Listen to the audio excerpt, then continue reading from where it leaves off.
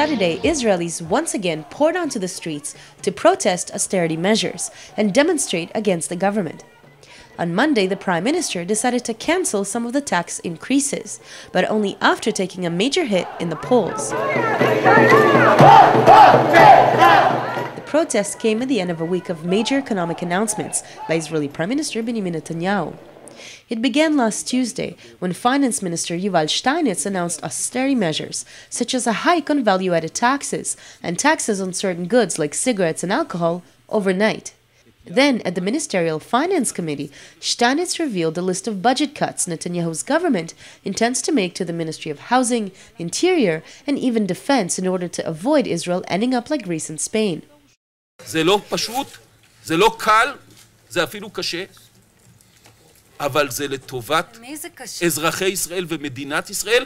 In an unusual move, Netanyahu then summoned the three major TV stations, offering them interviews on the condition they will not be edited.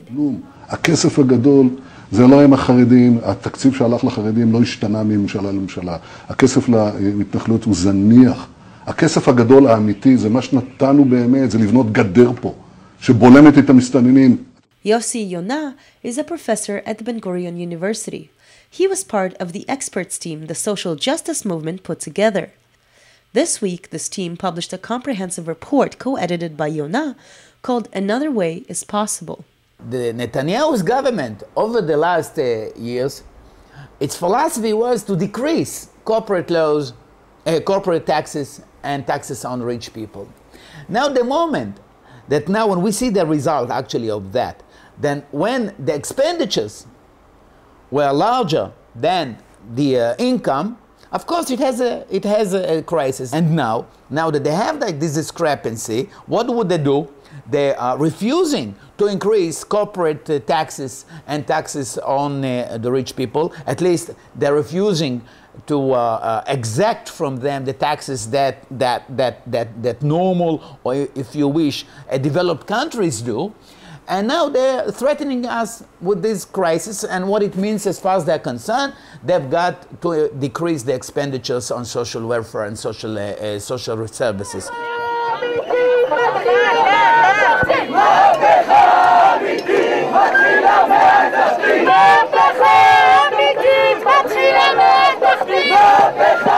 ביבי אמר לציבור שאין ארוחות חינם. ביבי אמר למעמד הביניים, הקורס כלכלית, ולמעמד הנמוך שכבר נמצא בקריסה מתמשכת שאין ארוחות חינם. כאילו לא מדובר באנשים עובדים, שעובדים קשה, שעות ארוכות ביום, כדי להביא אוכל הביתה. שביבי יספר את זה לטייקונים שלו, שביבי יספר את זה לשיטה. This movement began over a year ago and saw the largest demonstrations in the country's history, dozens of tense cities and direct actions, and has evolved after dying down over the winter months. Lital Bar is one of the main leaders of the movement this summer. אפשר גם לראות שהשנה שעברה המחאה הייתה כמעט באופן מלא של מעמד הביניים. היו מעלים שהיו מאוד פעילים, המון מעלי אין ברירה בפריפריה שהיו בהם אוכלוסיות מוחלשות, אבל הם לא הובילו את המחאה. היא הובלה כמעט באופן מלא על ידי אנשים שהם היו ממעמד הביניים, וגם כולם היו אשכנזים. ואפשר לראות שזה השתנה, האזרחים היותר מוחלשים התחילו לצאת מהבית, להגיע להפגנות, וחלקם גם לתפוס מקום מאוד מרכזי במחאה, מקום של הנהגה. מאוד אנשים שורפים את עצמם, יש לנו סדרה עכשיו של אנשים ששורפים את עצמם, המצב מאוד מאוד קשה, המצב של הדיור הציבורי מתחת לכל ביקורת, משפחות נזרקות לרחוב. אני חושבת שכולם יודעים למה אנחנו מפגינים, אי אפשר שהמצב יימשך ככה.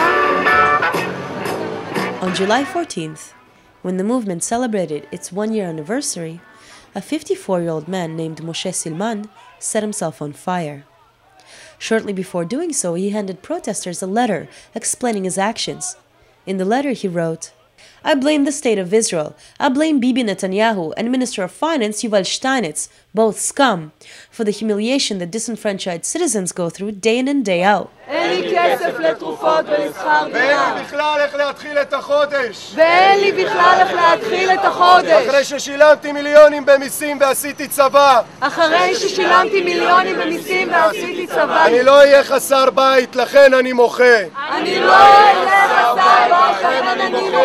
כנגד כל העוולות שהמדינה עושה לי ושכמותי. In the week that passed between the self-immolation and his death, nearly a dozen similar cases were documented where citizens attempted to set themselves on fire in banks, city halls, and even a phone store. But it wasn't until the day of Silman's funeral that the next self-immolation succeeded, when 48-year-old veteran Akiva Mof'ai set himself on fire at an industrial intersection. He died a week later.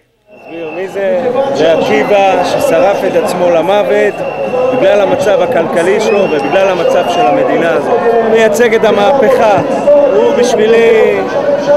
אבל הוא לא היחיד, כבר 12 מקרים כאלה. נכון, נכון, ועוד ימשיכו. נתניהו ימשיכו.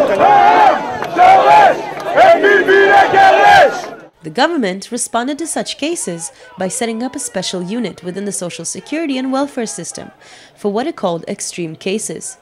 Part of the unit's work includes checking all liquids at the entrances of welfare offices to ensure they're not flammable.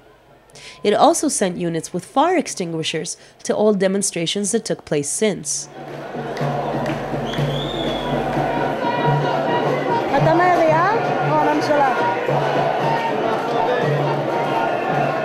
But opposition to Netanyahu's cuts also came from within his government, as ministers pointed out that only months ago the Bank of Israel, the Ministry of Finance, and Netanyahu himself boasted at how strong the Israeli economy is.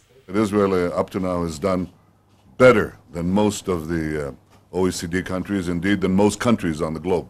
We've done better because we maintain the right policies. In 2010 and 2011, we were growing almost 5%, 2 years in a row, which was the fastest economic growth in the Western world. Israel is one of very few countries in the developed world that did succeed to reduce the debt ratio to GDP despite the global crisis. Israel is the only country in the Western world which was upgraded by S&P in the last 3 years. At the Finance Committee meeting, Education Minister Gideon Sa'ar addressed Steinitz, saying, "Listen, a message that says we're in great shape and comes with government cuts doesn't make sense. The public will find it hard to understand why it's being asked to pay up if we're doing so well." Gilad Erdan, the Environment Minister, added, "Instead of piling on hardships on the middle class and the weak communities, you should be looking for the money in the pockets of the rich." But Michael Eitan, the Minister of Improvement of Government Services, retorted, "If we propose to take from the rich, if our policies will be similar to those of Sheli Yachimovich, the head of the Labour Party, the voters will vote for her and not for us."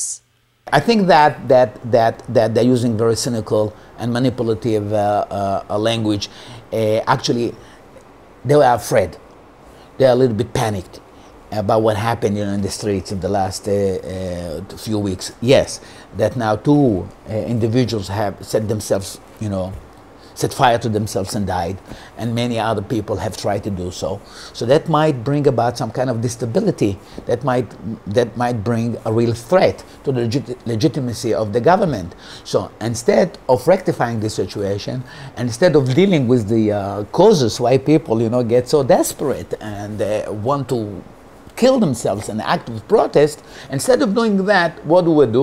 They create like this panic that would justify them and not budging. Netanyahu's financial management led to a fall in his public support, according to Haaretz, whose poll showed a historic low for the prime minister, with over 60% of the population dissatisfied with his governance. 3 days after announcing the cuts, Netanyahu decided to cancel them, starting with canceling his proposed cut from the defense budget.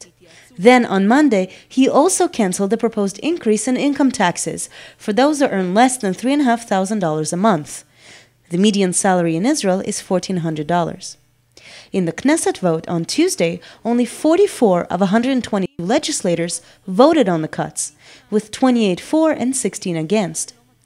3 protesters, including an active-duty soldier, began hunger strikes because of what they call mounting debts. Dozens of direct actions and demonstrations are being organized for the coming weeks. For The Real News, I'm Trerchansky in Tel Aviv.